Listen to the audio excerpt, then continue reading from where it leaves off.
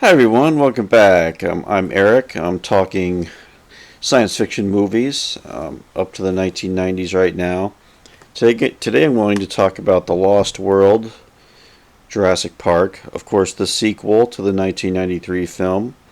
This was released in May of 1997. Steven Spielberg came back to direct the sequel. The script was written by David Koepp.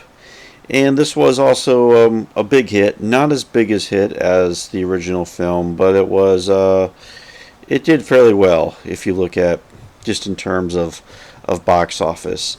A lot of people or critics, even fans, consider this to be not as good as the original, and I think that's true. I would agree with that, but I do think there's a lot of interesting aspects to this film that I'll talk about. And Spielberg never made many sequels. He doesn't consider the Indiana Jones movies to be sequels. He just considers those to be volumes or chapters in a series of movies. So this is also the first, maybe the only sequel that Spielberg ever directed. So also based on a novel by Michael Crichton, who wrote a sequel in the wake of the popularity of the first novel and the film. So it's been a long time since I've read The Lost World, a long, long time. But I know the film did took some aspects from the book. This film also took some things from the first book that were not in the first film. So even the opening scene of The Lost World of the dinosaurs kind of attacking a little girl that was in the first book. So it's kind of a hodgepodge of the original novel, the sequel, The Lost World, and a lot of stuff that Koepp and Spielberg brought to the story as well. So it's kind of one of those. I think the tone of this one is of note. There's some sentimentality in this one where we do have some characters return from the first film. We have the two kids, Tim and Lex. They come back in a very short scene. Richard Attenborough comes back for a few scenes as Hammond, and probably the biggest change. Well, Jeff Goldblum comes back as Ian Malcolm, although it's almost a very different Ian Malcolm this time. In the first film, he's much more of like a contrarian voice, or a voice of chaos theory, right? Which I don't think I even mentioned chaos theory with the first film, but he's in this film. Ian Malcolm is kind of more almost like an action role in this film, which I don't know if that was the best fit for the character, but of course it's great to see Goldblum back. And he has a daughter in the film as well this time. And so some members of the new cast, some new cast members where Julianne Moore is in the film as a paleontologist. Some of the others, Vince Vaughn comes early in his career, is in the film. Richard Schiff also in here, Peter Stormare, Pete Postlewaite. So there's also a number of new people that were part of the cast with The Lost World.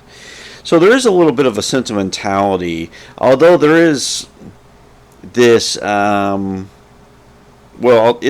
a darker film from the first one, but there's even, I think, a little bit of irreverence running through this, almost like it's a blockbuster movie, but it's almost in some ways like an anti-blockbuster, or Spielberg putting a lot of sardonic tone running through the film. Like we get that with, there's a cutaway early on where it's after that scene on the beach, and then we go to Ian Malcolm and he's yawning, kind of doing this big yawn, and he's got like this fake island background behind him. He's actually at a subway station, so it almost communicates like this, I don't know, an exhaustion with the material.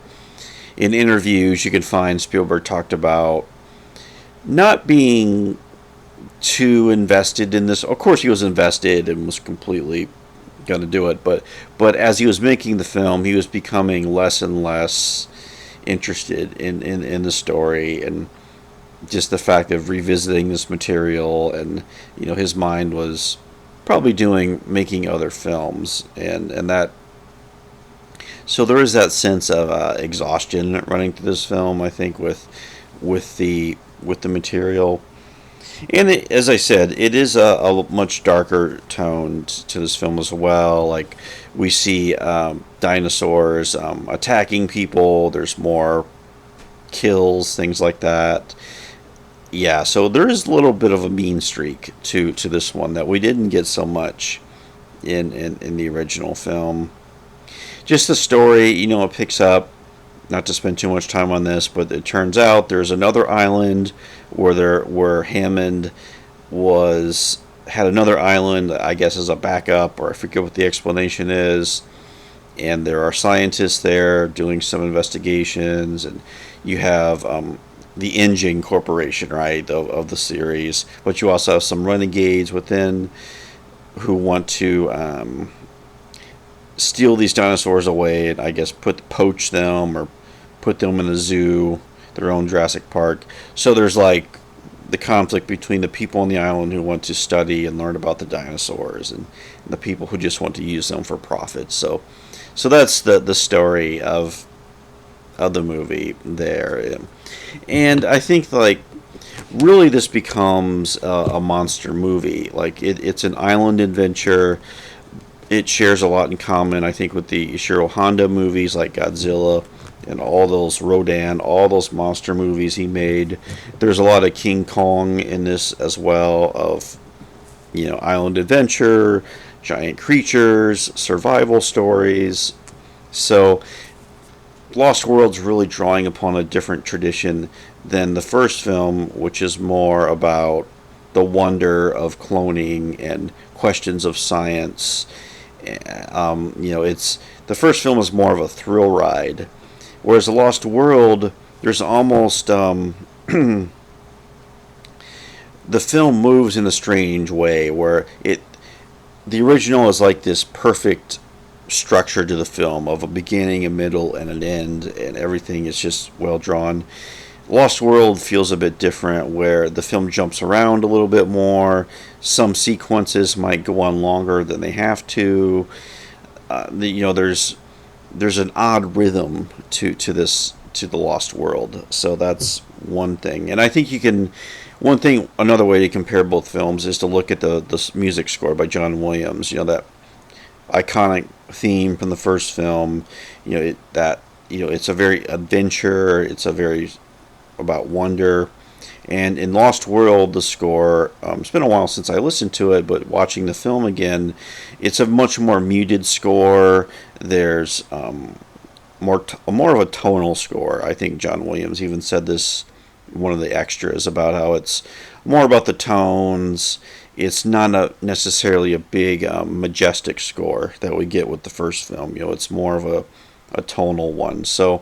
So that's another way, I think, to contrast both films. So also, Janusz Kaminski did the cinematography, who's been working with Spielberg since this time, and it does have a different visual style than the first film. This one, the colors are a little bit darker. That was intentional, and it's they're still, the dinosaur technology is, the CGI and all that is being used. They're still using practical effects, but the dinosaurs are shot a bit different, and there is a whole different visual style to this film as well that I think we notice, and that darker color scheme. The first film, it's a lot of primary colors, and the colors really pop off the screen, and here we get a lot of muted blues and greens, and it's a bit of a different visual feel that we get. And I think when I talk about the irreverent nature of this film, like when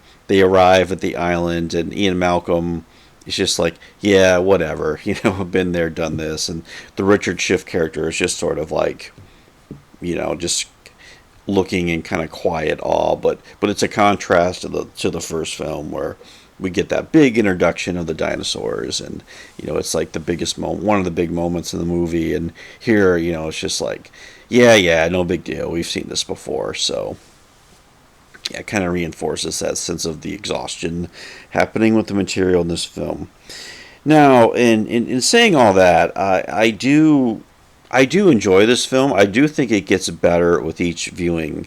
I think if you go into Lost World thinking it's going to be just as good or have that same energy of the first film, it's not. It has a different energy to it, whole different pacing, and I think that works for me. This is, like I said, it's more in that monster movie tradition, and it's a movie I think you can just throw on and enjoy it. There's always something happening on the screen, and I think you can. It's a better way to get into it. It's this film is not held in the same regard as the first one, and I think that kind of makes it. Watching it, it feels almost a little bit more enjoyable at times, if that makes sense. So yeah, I think that's one of the big strong points of the Lost World, just how it's a different vibe, different style, and telling a sort of a different story. Although we, of course, we get beats from the first film are in here, and there's some like that one sequence with they're on the trailer just being pushed on a cliff, and that's a classic Spielberg sequence. Maybe it's like I said, maybe it's not as wonder-inducing as the first film, but you can tell it's very storyboarded, and maybe it goes on a bit longer than it should, but it's just kind of just a classical type of adventure movie type sequence you get set on an island, and of course the climax of the film. We have the dinosaurs briefly escape. They get into the continental United States, into San Diego.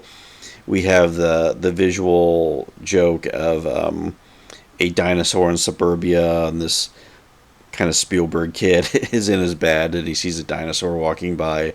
So that's kind of clever. But and we do see the T-Rex and all that wreak havoc. I think they're in San Diego, and that's definitely a Godzilla reference there. So it's there is a sense of fun to it, and I think if we meet the film on that level, the Lost World is yeah, worth a watch, an interesting contrast, and yeah. So though I think those are my thoughts on Lost World. Let me know what you think about the sequel. Do you think it's underrated, or is this just one that you prefer to skip? But like I said, I tried to make a case for it here, but yeah, I think I'm just going to leave it there. Have a good day, and I'll talk to you later. Bye.